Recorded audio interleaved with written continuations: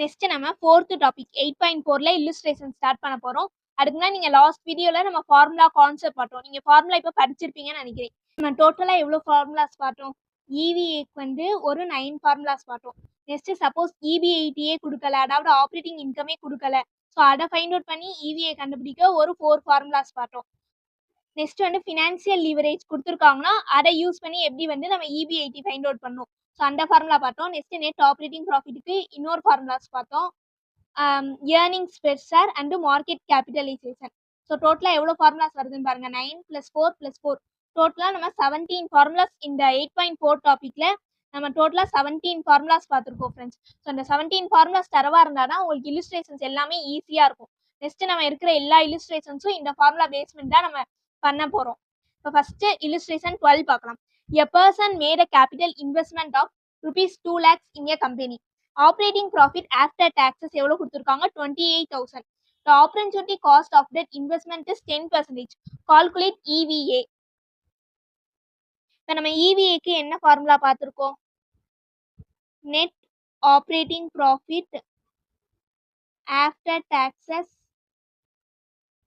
Minus cost of capital.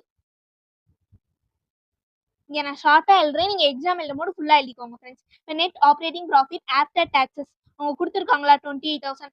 Cost of கேபிட்டலுக்கு என்ன formula பார்த்தோம்? Weighted average cost of capital into capital employed.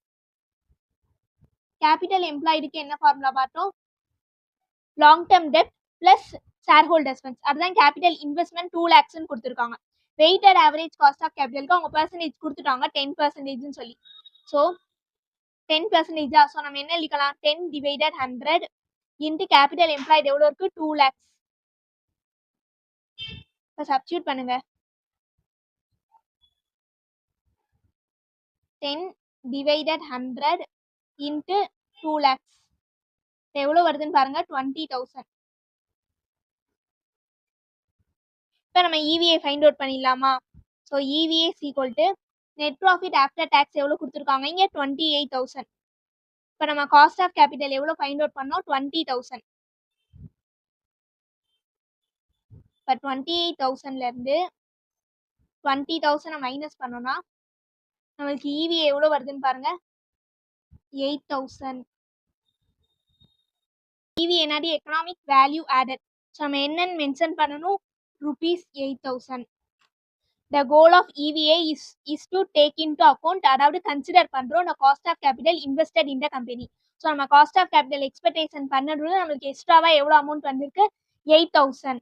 இப்போ நீங்கள் இதுலேருந்து காப்பி பண்ணன்னு தேவையில்ல, உங்களுக்கு நோட்ஸ்லேயே எல்லாமே கிளியராக இருக்கும். இல்லுஸ்ட்ரேஷன் 12 இருக்கட்டும், 13 இருக்கட்டும், எல்லாத்துக்குமே நான் அட்டாச் பண்ணிட்டேன். ஸோ நீங்கள் வீடியோ கிளாஸஸ் ஃபுல்லாக முடிச்சுட்டு நெக்ஸ்ட்டு நீங்கள் வந்து நோட்ஸ் பார்த்து கூட நோட் பண்ணி வச்சுக்கோங்க உங்களோட நோட்டில்.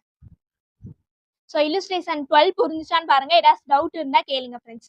யூடியூப்ல பார்க்குறவங்களுக்கு இந்த வீடியோ யூஸ்ஃபுல்லாக இருந்தால் கண்டிப்பாக என்னோட சேனலை சப்ஸ்கிரைப் பண்ணிட்டு பாருங்க. உங்களோட சீனியர் ஃப்ரெண்ட்ஸ்க்கும் ஷேர் பண்ணுங்க. உங்களுக்கு இந்த மாடியூலோட ஃபுல் வீடியோ கிளாஸஸ் வேணும்னா இன்ஸ்டாகிராம் அண்ட் டெலிகிராமுக்கு மெசேஜ் பண்ணுங்க ஃப்ரெண்ட்ஸ்.